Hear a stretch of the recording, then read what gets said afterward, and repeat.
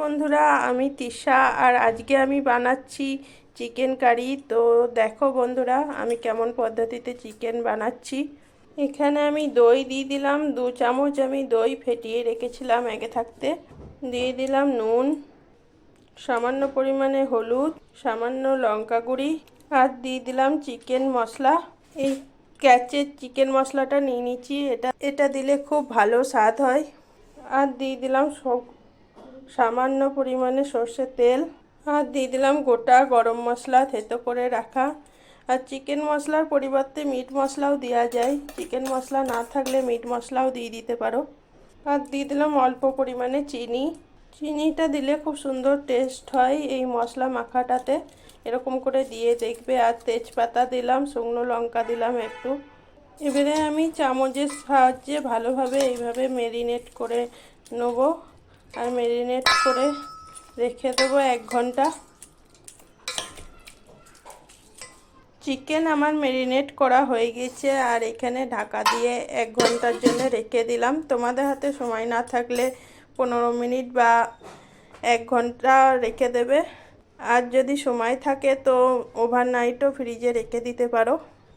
এতে করে স্বাদটা খুব ভালো হয়, খেতে সুন্দর হয়। এখানে আমি কড়াইয়ে তেল দিয়ে দিচ্ছি, আর রান্না জোগাড় করতে করতে আমার চিকেনটা ম্যারিনেট হয়ে গেছে। আর এখানে আমি দিয়ে দিলাম সর্ষের তেল 1 কাপ মতন। তেল আমার গরম হয়ে গেছে, এখানে গোটা ধনে আর গোটা জিরে অল্প পরিমাণে দিয়ে দিলাম। এটাকে দিয়ে ভালো করে ভেজে নেব। আর দিলাম অল্প শুকনো লঙ্কা একটা ফাটিয়ে দিচ্ছি। এখানে আমি 3টে বড় সাইজের পেঁয়াজ দিয়ে দিচ্ছি। 1 বাটি মতন পেঁয়াজটা ছিল। পেঁয়াজগুলো ভালোভাবে আমি ভেজে নেব। চিকেনের পরিমাণ আমার 1 কেজি মতন আছে, তার জন্য আমি 1 কাপ তেল দিয়ে দিলাম। আর দিয়ে দিয়েছি 1 কাপ মতন, বড় কাপের 1 কাপ মতন বা ছোট বাটি ধরতে পারো, পেঁয়াজ কুচি। আর এই পেঁয়াজটাকে লাল করে সুন্দর করে আমি ভেজে নিচ্ছি। পেঁয়াজটা এখানে আমার লাল করে সুন্দর ভাজা হয়ে গিয়েছে। আর দিয়ে দেবো এখানে কিছু বাটা মশলা। এটাতে আছে জিরে, ধনে গোটা, আর টমেটোর একটা পেস্ট করে নিয়েছি। টমেটোটা অল্পই পেস্ট করেছি, এর জন্যই কি আমি টক দই দিয়েছি চিকেনের মধ্যে ম্যারিনেট করার সময়। আর এখানে গোটা মশলা দিলাম না, গরম মশলা, চিকেনে ম্যারিনেট করা আছে বলে। এটাকে দিয়ে ভালো করে আমি ভেজে নেব। আর এখানে আদা রসুনের পেস্ট করে রেখেছি, তো অল্প পরিমাণে দিয়ে দিলাম। যেরকম চিকেন তো সেরকম দিয়ে দিতে হবে। এখানে আমি 2 চামচা দিয়ে দিয়েছি। 1 চামচা আদা বাটা, 1 চামচা রসুন বাটা। আমি দুটো পেস্ট একসঙ্গেই বানিয়ে নিয়েছি, তোমরা চাইলে আলাদা আলাদাও বানিয়ে নিতে পারো।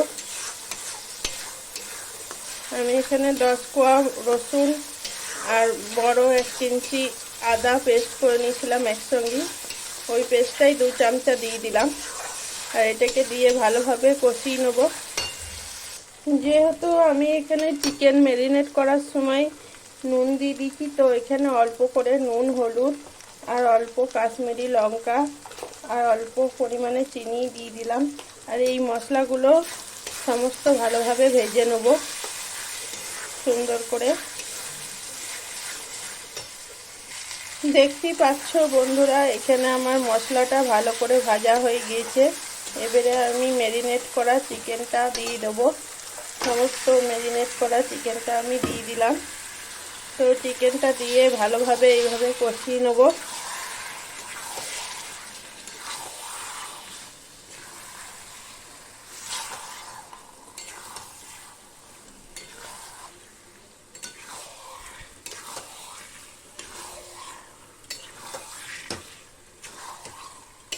মাংসটা যত সুন্দর কষানো হবে, খেতেও খুব সুন্দর হবে।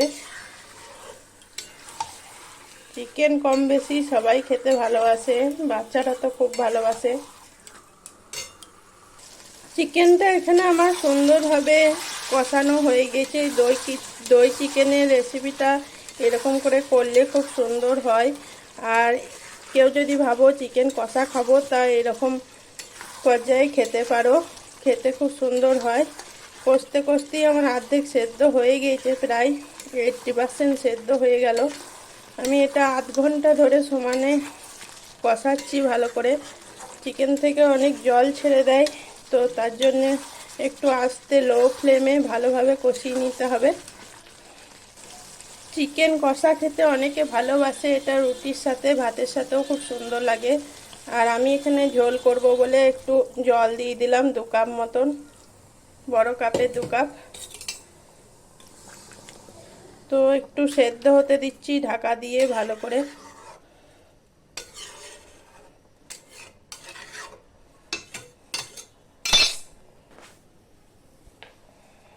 চিকেনটা আমি ঢাকা দিয়ে 10 মিনিট ভালোভাবে কুক হতে দিলাম। এখানে আমার 10 মিনিট হয়ে গিয়েছে। আর দেখো বন্ধুরা, আমার এখানে চিকেনগুলোও খুব সুন্দরভাবে সেদ্ধ হয়ে গিয়েছে। আর আমি এই পর্যায়ে দিয়ে দেবো অল্প পরিমাণে গরম মশলা গুঁড়ি, আর দিয়ে দিলাম ধনে পাতা। অল্প সেন্ট হওয়ার জন্য ধনে পাতা দিলে খেতে খুব সুন্দর হয়। এইভাবে করে নেবে, দেখবে তোমাদেরও রান্নাটা খুব সুন্দর হবে। আর ভালো লাগলে অবশ্যই জানাবে। এখনকার মতন এইটুকুই, আবার পরে দেখা হবে অন্য কোনো ভিডিওতে।